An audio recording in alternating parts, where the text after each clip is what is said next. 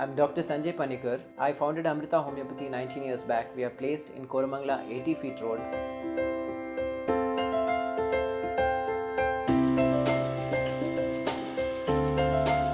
Aluminum foil is used by a lot of people nowadays to cook and also to pack the food.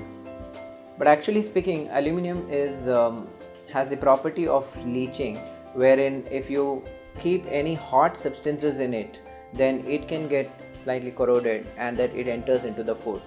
So never use aluminum foil to store hot food or to see that the food remains hot. Don't use aluminum foil to pack that hot food. Also, do not use aluminum foil when you are packing fruits which are acidic, like for example citrus fruits, and do not use it for tomatoes and also for spices, because aluminum has a property of entering into the food. A lot of research has been done about this, and they feel that aluminum is causing a lot of problems, like the bones are getting eroded. Osteoporosis is one of the symptoms seen in people who are having aluminum toxicity, because when aluminum levels are high in the body, then the calcium starts getting reabsorbed from the bones, and the blood calcium levels is found to be very high. So if you do a blood test, you find that the calcium levels are going very high. In that case, what happens is there is a gland called as parathyroid gland in the throat, region of the throat. So this gland produces a substance called as parathyroid hormone, which is supposed to control the calcium metabolism. When the calcium levels go high, the parathyroid hormone levels start reducing, and this also affects the body to a great deal.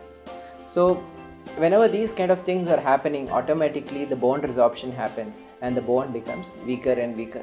That is one of the study which is done. The second study which has been done says that aluminum starts depositing into the brain and the nervous system, causing symptoms of Alzheimer's. So a lot of people with Alzheimer's, when they have done post-mortem studies, they have found that aluminum is deposited into the nervous tissue in the brain. And also they have seen that aluminum can, because it is being deposited in the brain, it can even affect the nervous system, leading to weakness of various organs. Constipation is one of the common symptoms seen in people with aluminum toxicity. And again, you will find that they will have paralysis and such symptoms also. So this is some of the research which has been done. And homeopathically also, we have seen that aluminum is a substance which can produce symptoms in certain people, and homeopathy believes in the law of similars, wherein we treat conditions where there are a group of symptoms and we match it with the symptoms of substances in nature.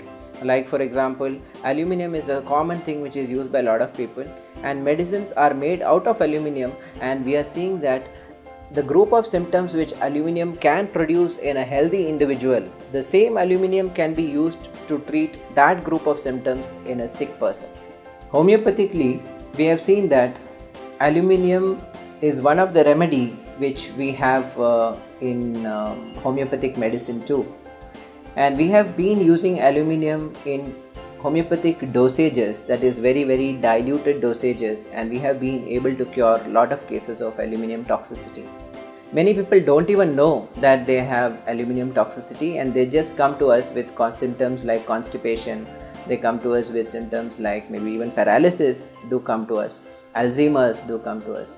So when we look into the case and we find elevated calcium levels, and we find that okay, this particular patient has been regularly using aluminum utensils to cook, so then, and we match the symptoms of that particular patient with that of the remedy alumina 30 or alumina 200 or whatever the potency that comes in for that particular case, and we administer that to the patient, then we find that this particular patient starts improving with all these symptoms. I have a case with paralysis which improved dramatically with alumina 200.